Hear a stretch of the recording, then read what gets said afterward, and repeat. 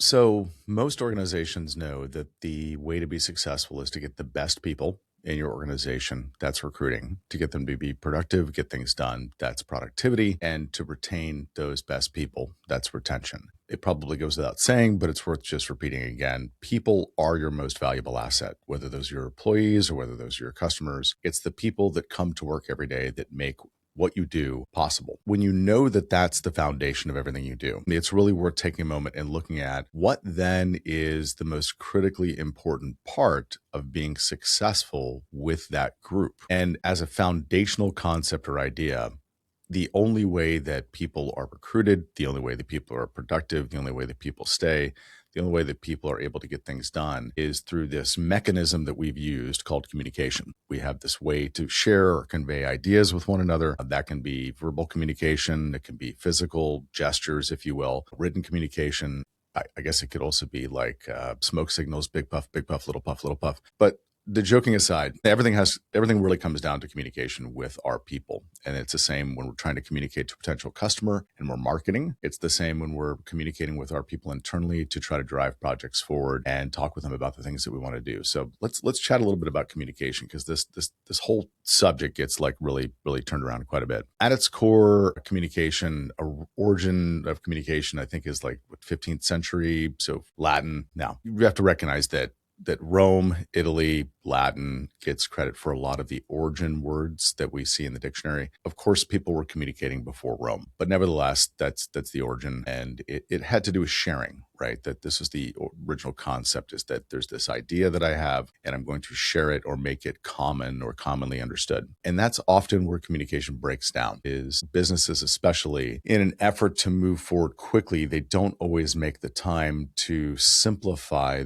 the things that they're saying, and that communication then gets shared. The person on the other end doesn't understand it, and you might as well have just taken that entire time period and thrown it in the trash, because none of it was useful.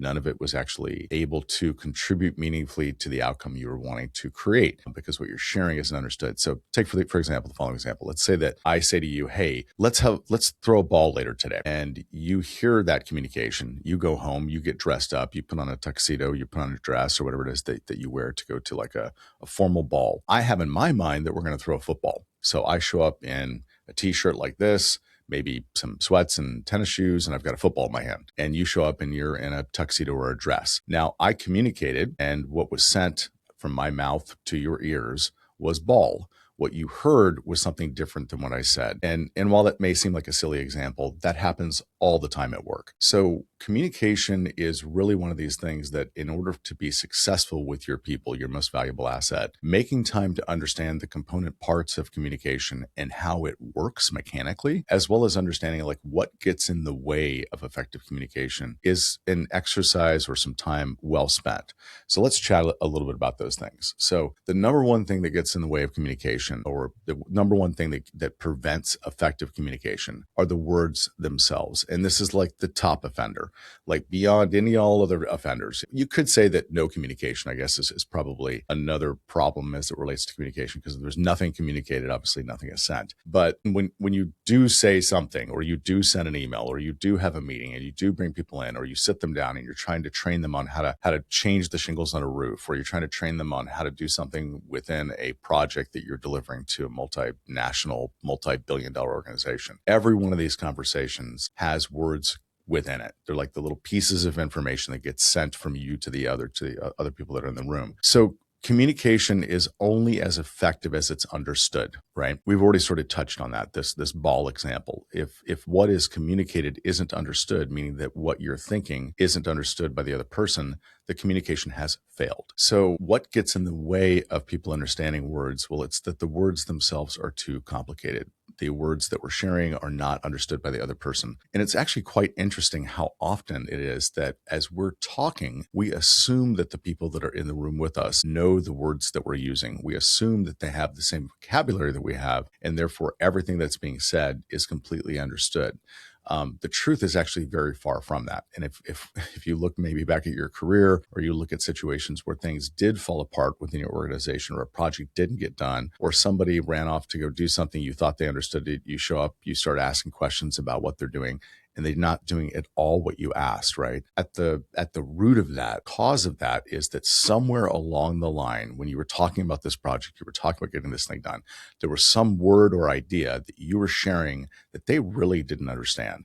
And they didn't even know they didn't understand it. It could have been like the example with the ball. They thought they did, but they didn't. Or it could be that you said something that was so confusing that they just kind of like mentally forgot it, right? And that's really important as you're thinking about, how do I more effectively communicate at work? How do I more effectively communicate with my customers? Well, step one is making sure that the words that I'm using are simplified. It's important to, I guess you could say, dumb them down. But really what I'm talking about is not making things stupid. It's making things easier. How do we make the communication effective? Well, we make it effective by making sure that the person that receives it understands it, and making sure that the vocabulary that we're using, the words that we're using, really connect with what the person understands themselves. And if they don't understand those words, making time to explain them or define them. Asking questions like, hey, I know we talked about this project with the shingles on the roof, and I talked about the tar paper that we're going to put up there. Are you familiar with tar paper, or do you know what that is? Making time to ask those questions and making it safe for the person to open up and not feel like they're stupid for not knowing is also really critically important, because people are never going to come to you and ask you for help. They're never going to come to you and ask you to explain things to them if they feel like you're going to make fun of them as a result of what they don't know. That's another key component part of this first step in communication, effective communication, which is the words themselves. So the first pieces we've talked about are the words themselves. And I could go through example after example of how this has failed, how I have failed doing this, how I've seen others fail in doing this effectively. But I think you get the gist. And we can talk more about that at a later time. The second piece to this is just failing to follow up. You've sent a communication, the person seems like they understand it. Failing to follow up and finding out if they have any additional questions. So this is kind of this next piece of communication within work. There's the message sent, hey, really want us to go like fix this roof, right? The person goes off and they start to do it. They get stuck. They run into trouble. They're not able to finish it. Something happens. Maybe they don't have the nails they need. Maybe they're missing a ladder. Who knows what it is? But making the time to follow back up with your people, especially your employees, and find out, is there anything that you need or want? Find out if there's any confusion that's sitting there. And it very well could be something that has nothing to do with the communication that the two of you had. They fully understood all of the details of what you described in going to fix the roof, as an example, or a consulting project where they need to write a memo. They totally understood the memo. They then dive into and start writing this thing, and they get midway through it and they're running into things that are confusing to them. They were running into concepts or ideas or words that are confusing to them. And they're really just turned around, and they're not able to effectively do the thing that you asked them to do, because there's something about what they're reading or what they're talking about. Could be with a client, a coworker, what have you. It's the words themselves that are confusing, and making time to dive in and find out, hey, walk me through what you're working on right now. What's hanging you up? Like, where are you stuck? And then going and looking and talking it through with them, you'll find that often the core things that the individual words that they're reading, kind of those core component parts of communication, are the things that are just tripping them up, that they're not understanding. And it's a really important note here for leaders. This is a normal activity. It's very normal for people to, I'm not saying it's what we want, but it is very normal for people to kind of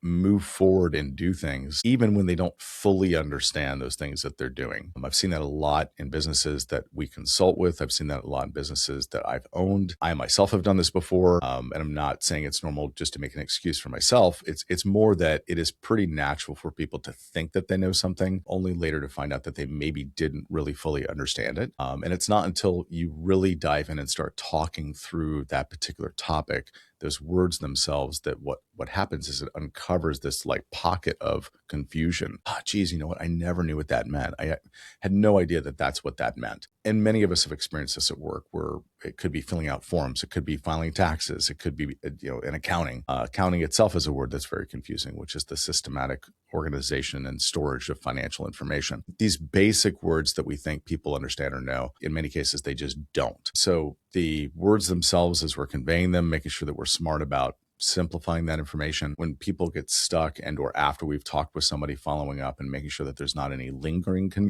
confusion about the communication of the words themselves. These are ways to make communication more effective at work. What often happens at work is that people get upset about the way that people communicate. It could be tone of voice, it could be attitude that they perceive, but really what's happening is people are upset when they don't understand. When we don't understand things, we get nervous, we get upset. It creates anxiety, upset, all these emotions that like flood in when we're confused. And it's pretty normal to feel those emotions when a person is confused. The way to really handle or tackle that is first, obviously, simplifying the words that we're using. Second, follow up, find out if there's any confusion, and make it safe for people to open up and to just kind of like make sure we're all on the same page. And then lastly, as we're communicating, doing it in a way that invites people to ask questions, doing it in a way that makes it safe and okay for them to ask questions about what you've gone over. So great example is I can remember early in my career, I'd go into a meeting and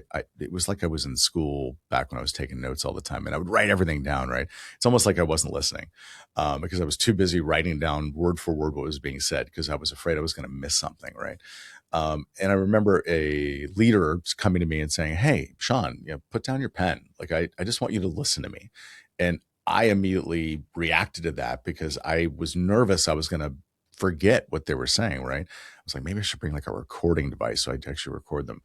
But that's pretty common coming out of school. That's pretty common early in our career that we don't maybe understand all the words that are connected to our industry or to the space that we're working in. The word that's used to describe the words that are connected to a specific topic, that word is called nomenclature. And that simply just means all of the words that are connected to a specific like topic. So if we were talking about plumbing, the nomenclature of plumbing might be a drain pipe or a stopper, like any and all the words that are connected to that topic, right? So not trying to get complicated on you on words, but the nomenclature, the words themselves that were connected to the topic that I was diving into, which was tax, which is just a required payment to the government, those words were really confusing to me right out of law school because I didn't know them. I wasn't familiar with them. I mean, sure, I'd heard some of them, but sometimes they have different meanings than the way that I'd used them previously. And I can remember this moment of like super frustration where like, oh my gosh, my boss has asked me to put my pen down. I'm going to forget something. And it really made me uncomfortable at the time. And they could see that discomfort and they made it really safe. They did a great job of saying, listen,